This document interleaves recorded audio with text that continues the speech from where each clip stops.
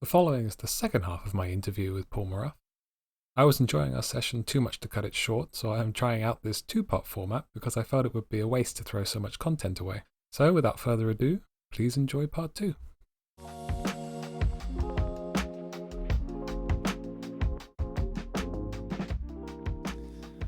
So returning to our discussion, we talked about academics. I think I'd like to pivot to talking about students and expanding on that.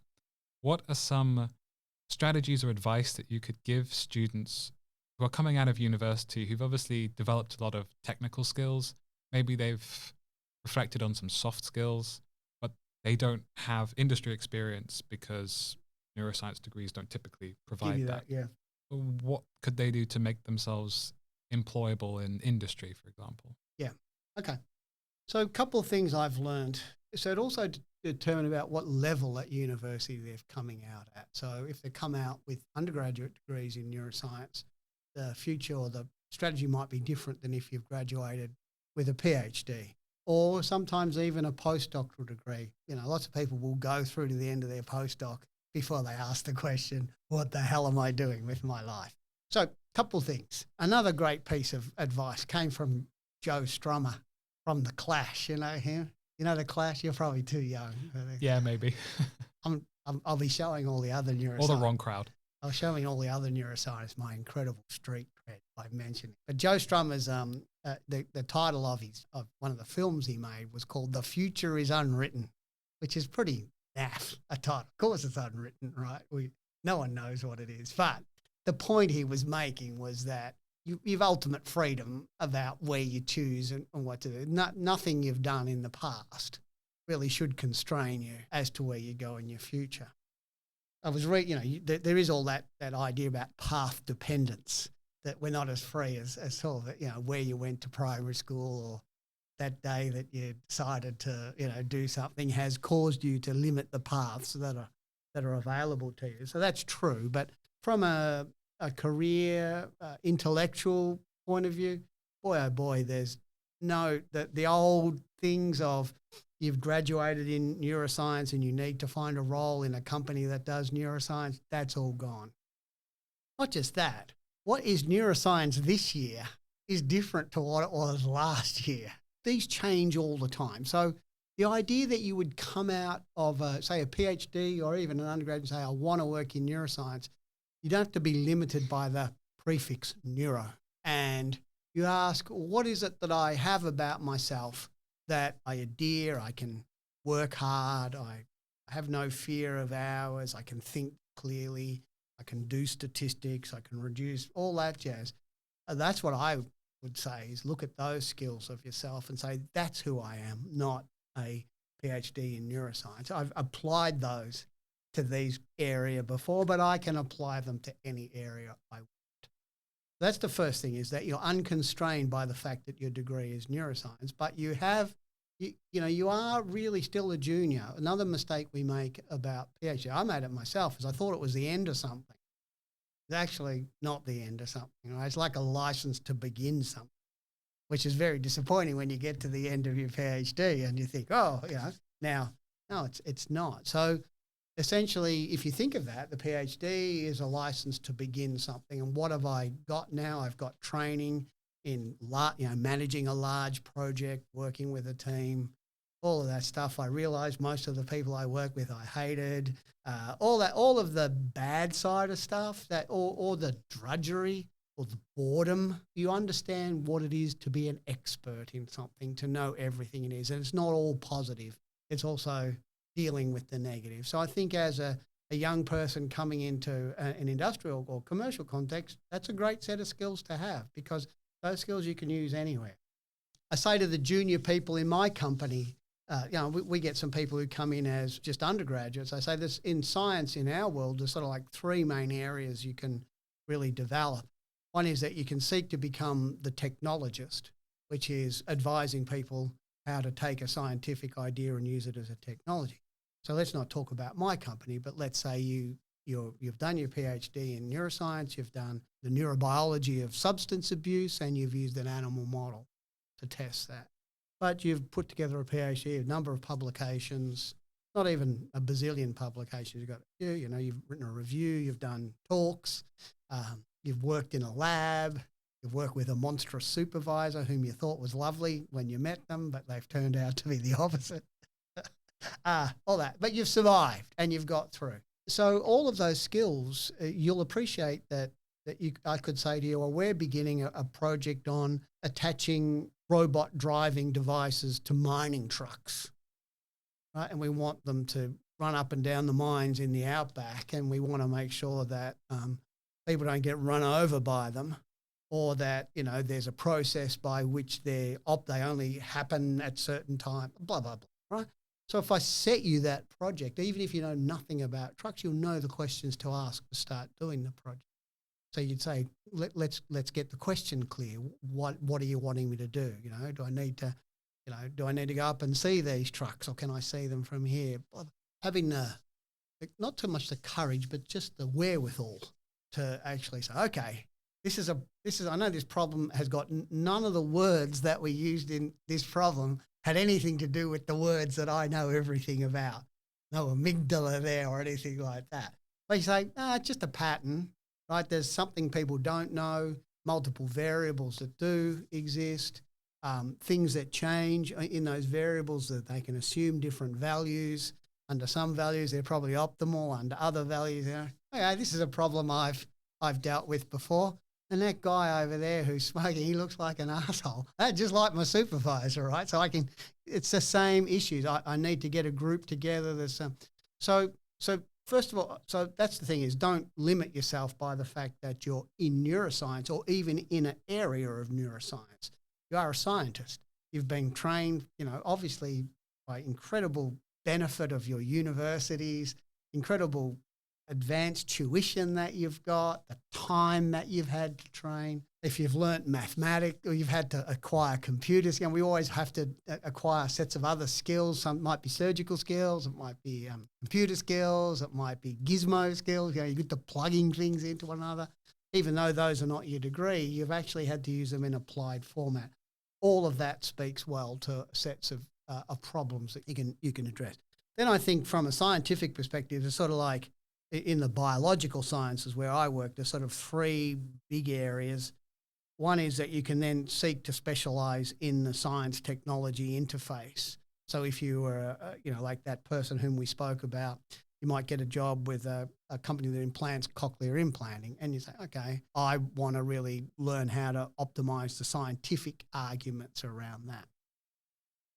There's, in scientific business, as I said before, there's a huge amount of boring stuff that occurs. And I really shouldn't have said it's boring. It's really important, but it's not science. But having people who are prepared to ensure that the integrity of scientific process gets conducted. So that's like quality assurance, quality control, regulatory compliance, auditing, all that. Those people have got to be scientists as much as they have to be quality assurance people. Because if you don't understand what you're if you haven't the tools to understand what it is that you're applying these regulations and processes and standard operating procedures to, then you can't determine whether you're doing them correctly. Then the third line, and these are broad things, is in the data analytics and communication side of things. So if you're getting good at translating the outcome of scientific ideas, and you can actually communicate to people other than scientists what they mean. Are they important? Are they not important? What's the probability? What will be the cost? And you can almost act as a go-between, right? So a person comes into the office and says, I want to know this. You can say to the scientist or the statistician, they want to know this, right? And then the scientists and the statisticians will give you an answer. P is less than 0.05. And you can say, they said this, right? So having a mind and an ability for just being able to understand the design of not even experiments, yes, but I don't mean in the context of the stuff you did in the lab, But experiments anyway, should we, what were we talking about before? Should we paint the things blue or should we let 3? And ultimately they're all reducible to some sort of test of an idea or a survey or something like that. Just understanding how the limits and benefits of the different designs, how you can sort of trick them. Neuroscientists, we're good trickers. Oftentimes good neuroscientific facts come out of someone who's just looked at something, an old thing, a different way. That's a good skill too to have, say, why don't we ask the question the opposite way? Or why don't we view it from the other side of the road? Or why don't we attach the cameras to the people rather than that's total neuroscience methodology. We do that all the time. So I think, the advice to young students is you're unconstrained by what you've done. You've got an incredible set of skills. And now as scientists, you might be good at all of them. You might have been crap at stats, or you might have been, you didn't like surgery, or you don't really understand pharmacology. Doesn't matter. What you've done is you've put together an applied thing, and you're not going to make a living as a surgeon, a pharmacologist, or a statistician. It's the ability to integrate those sorts. The final piece, I think, is that in the main, most people are pretty kind in these different organisations. And so there's no loss about contacting people and just saying, can I come in and talk about opportunities that might be in your organisation? At worst, they'll say, no, I don't have time. At best, they'll say, yeah, come in. And even the ones who don't have time, there's a funny sort of, circularity, and they'll be surprised how many people come around again and again and again. And if they've met you once before and the interaction has sort of been pleasant, then they'll be doubly disposed to you the second time. So I think, even shooting some random emails or phone calls to people who are in areas that you think you might like is a good process. No one will ever ring you up and tell you off. Part of that is having the confidence and self-assuredness to say that I am a valuable asset, and I might not be valuable to you, but you never know. I might have something. Hiring people these days is really hard business, finding them, multiple steps. So sometimes having knowledge of someone who has a set of skills is enough, and you're prepared to, you may not find that the cost of going through, starting from scratch is good. So building relationships as much as you can with as many people as you can is good. How do you build a relationship? You just be curious about the person to whom you're speaking. I'd like to know what your company does, what your role. People love talking, as I am now, right? Talking about myself. And they will generally come away saying, oh, that was a lovely guy. And they might not know anything about you, right? Additionally, I would also add that even if the answer is no, the person can usually point you to someone that might be more interested anyway. Yeah, that's right, exactly. So you've not lost anything. No. And social networks in these sorts of things are super important. They might say, oh, I know, our company can't use you, but I've got this friend who does that. I think that's a great idea. How do you feel from your perspective on the current paradigms of neuroscience? Because when we met before, you had a comment about how neuroscience sometimes feels like it's stuck in the 20th century. Yeah. Do you think you could elaborate on that? I don't really think that. It's just, having my maudlin days.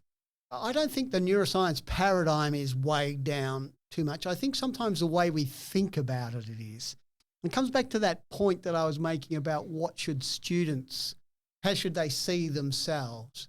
Sometimes I think when we're considering what we're going to do with our skills and expertise, our learning, how do we take it forward? How do I make a life doing this? Who's going to pay me to do it? So we're stuck in where it's been applied before, to disease, to, models, to universities.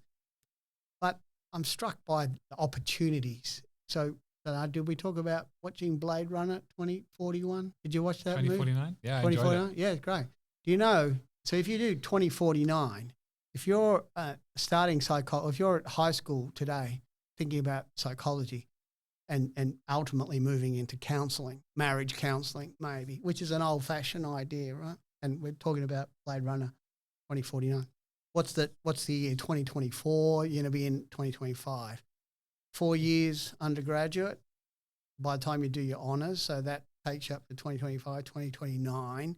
And then you're going to have to do an honours year, and then you have to do your clinical training, masters, and probably by that time you're going to have a clinical PhD, another 3 years on top of that.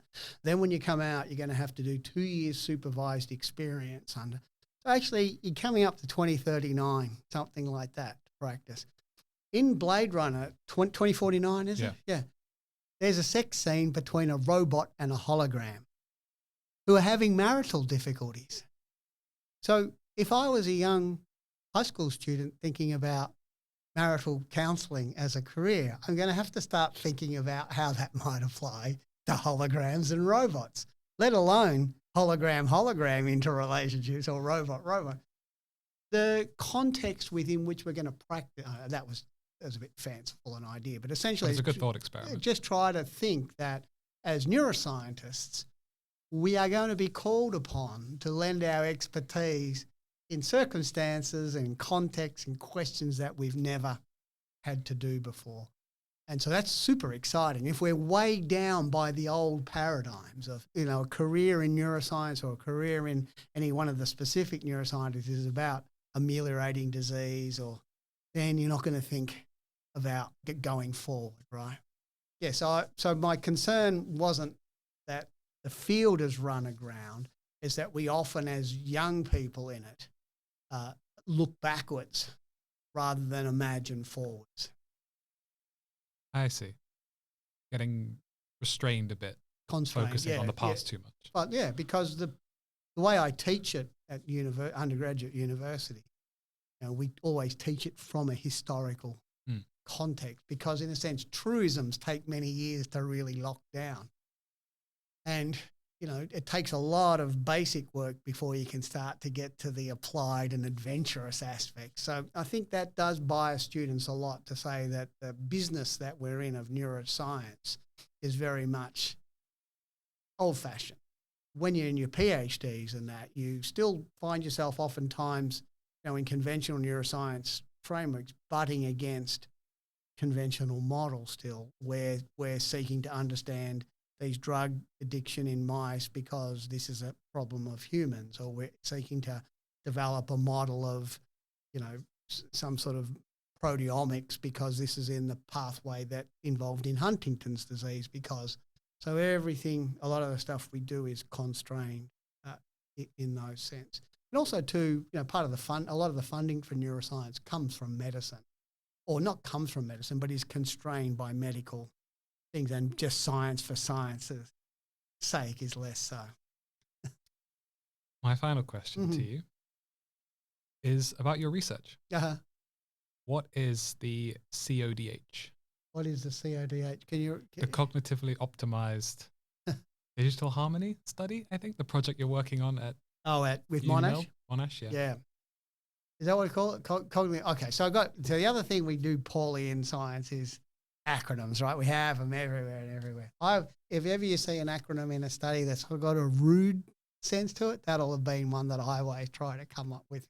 If they make sense and are right, generally means that they're someone else. So there's a couple things. The area in which we work is in brain behavior relationships. So I'm a psychologist by training, so I'm super interested in the behavior. I don't really understand the brain, like at the chemical or pharmacological level. So typically I have to work with people who do, and they say, when this happens, I say, this happens, and we see if the two things relate to one another. As we move into areas of disease, one of the things that we've learnt surprisingly in the last 10 years or 20 years is that understanding complex diseases that even seem pretty homogeneous, like, say, for example, Alzheimer's disease. Actually, it's a very complicated disease because it happens when people get older, and when you get to your old age, you take a whole lot of other stuff with you as well. And then getting Alzheimer's disease doesn't protect you from other age-related diseases. So it's a messy business. One of the things that surprisingly we learned is that where there's a messy business, you need large data sets to handle. And collecting data on people where you've got biological variables, you might have to do brain scans, you might have to take fluids, you might have to do detailed workups on clinical. That's a lot of work to do on any one person. and necessarily limits the amount of data that you can collect. Right? Even if you've got a lot of money and a lot of time, it still limits. And the sorts of models that we want are sort of beyond that even. And so the harmonisation approach is to say, I've got a big study in Australia that's carefully controlled and been highly routine in the way in which it's been conducted. And you living over in the United States have got one similar, except yours is, maybe on people slightly younger or carry this gene. And this person over there in Sweden's got another one, and da-da-da. So say, why don't we put them all together, and that'll give us a multiplier effect that we just get bigger samples, and so we'll be able to see things that we may not have been able to see before. Trouble is that while we're interested in the same phenomena, we may have measured that phenomena in slightly different ways. Some of us might have used MR scans, some of us might have used PET scans, some of us might have used fluids, some of us might have used, so that's in the biological things. And in the psychological area, some of us might have measured, can you pat your head and rub your tummy simultaneously? Some have asked you what the last 50 FA Cup winners in England, other people, etc. So we've all come at this in our idiosyncratic way. How do we slam them together? This is a word that we've only uttered once so far this year, but right. No, so the idea there is can we construct an artificial representative database, which is essentially all of those databases, but is sort of been harmonised so that interrelationships within each of these are preserved, are understood, because it's essentially the same. We argue it's the same phenomena. And so consequently, even if we've measured it different ways, the relationship should be the same. Can we appreciate those relationships? Not everything that we've measured differently. There's a couple things that we've all done the same. Can we take the things we've done the same? Can we use those as reference points to appreciate the covariation around the other things? Can we have second order or third order effects? So a good second order effect, for example, is if I know your height and I know your weight, I know your body mass index. So if I've got this person's body mass index, I might be able to turn it back into height. So that's a simple, but imagine it goes into multidimensionality space. And then ultimately you put all those things together into a big statistical mix master, turn it on, and it delivers for you an abstract, harmonized database, which is separate of all the parents, but exists entirely constrained by them. So if you change anything here, if you change anything in data set A, the interrelationships and its representation in the emerged or harmonized data set also changes. So as we learn new information, so say, for example, you're measuring something over a long period of time. It's one of those biological phenomena that doesn't just deteriorate. It sort of stays stable until it reaches some criterion value and then collapses. Well, imagine we've only measured it while it's in its stable state, right? And it's only next month that it's going to collapse. So we can then continue to add observations to these data sets. And as the information in this data set, in data set A changes and we get new knowledge, then we can adjust, we can interpret that information, not only what we know about B and C as well. And then we can integrate it so it's in a mathematical space. And thereafter, can we build disease models that might do things like, so the big issue now is as we're moving to drugs for Alzheimer's disease, because they're the first ones, they're very expensive and they're sort of dangerous and we're not quite sure how long they'll work over. So we need good models of what the natural history of the disease is. So if a person comes along and says, this is a 70-year-old person who has a history of heart disease, who has Alzheimer's disease, so we see that by the biology, but they've also an older person, so they've got all this other stuff. So a history of has had a heart attack, or maybe not had a heart attack, had CAGs, had coronary arterial bypass, is a woman, lives in Finland, then we can plot out a trajectory of what you'd expect that change in behaviour and cognition might be. So we can use that as a reference point to make a determination of whether this person, having received the drug, is actually benefiting from that drug. And it's not just benefiting. We can make a decision not just that they're benefiting, but the drug isn't causing any problem as well, so that the drug is safe. And obviously what happens is, whenever you're trying to make a decision in these sorts of models, you have to continue to accumulate data on the person. So I might give them the injection and give them the drug, and 1 minute after, I'll have no idea whether it's worked. 2 minutes after, I still have no idea.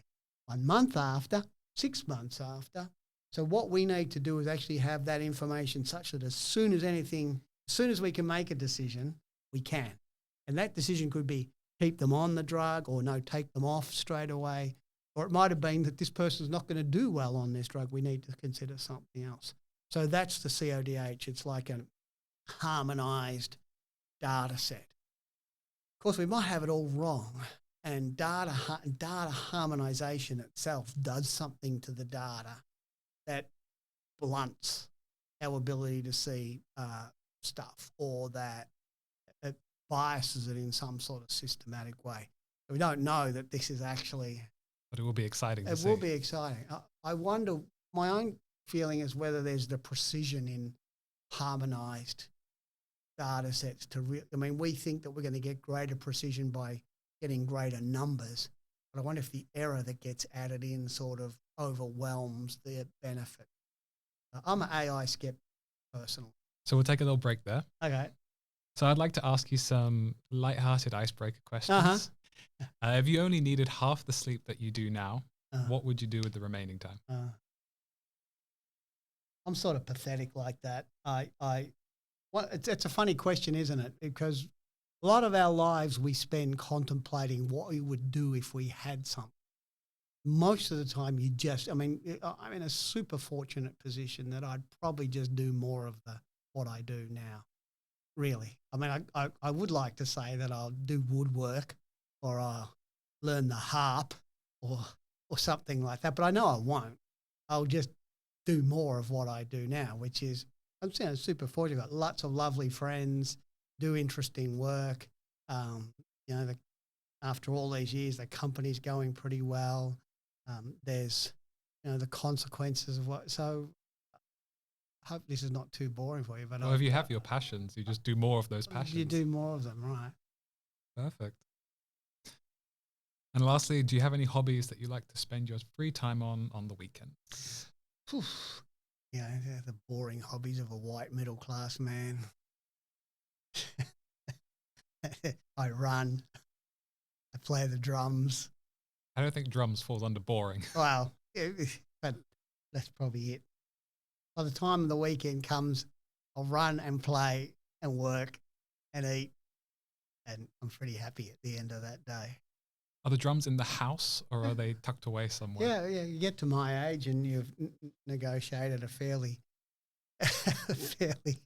nice relationship with your spouse, who over the many years you've worn her down and you've promised to damp them down. I actually play in the jazz style, so it ain't Metallica emanating from my office, but it's still loud and annoying for other people. So yeah, I have a little place that I can play that doesn't annoy the crap out of everyone at home. Yeah, it sounds lovely. We've covered a lot, and I definitely think you've given people a good perspective on careers in neuroscience and also on harmonized data. So we'll end it there for today. Okay. While you have this platform, is there anything that you would like to promote? As a takeaway message, I would promote too that, as academics, sometimes our universities are telling us to develop commercial stuff, that our ideas have to have commercial benefit. There has to be an applied outcome. I don't think that's the case personally. I think you can't force ideas. You can't sit down and say, I need to develop a commercial idea. I think the best thing to do is to keep considering who might have a good use for the sorts of information that you're working with, or even the methods that you're using. If people wanted to reach out to you, either to talk about Cogstate or for discussion on the academic side, where could they do so? So you just look me up online and you'll find me. And my email is pmaruff@cogstate.com. So just email. Perfect. Well, Professor Maruff, thanks for your time today. My pleasure, Tom. Thank you very much for this interesting engagement. If you enjoyed this discussion and want to learn more about the brain, why not check out our website at brainmatters.nl, where you can find easy-to-follow articles in both English and Dutch to satisfy your curiosity. I would also like to thank the State Library of Victoria for providing us with the space to record the episode. Until next time.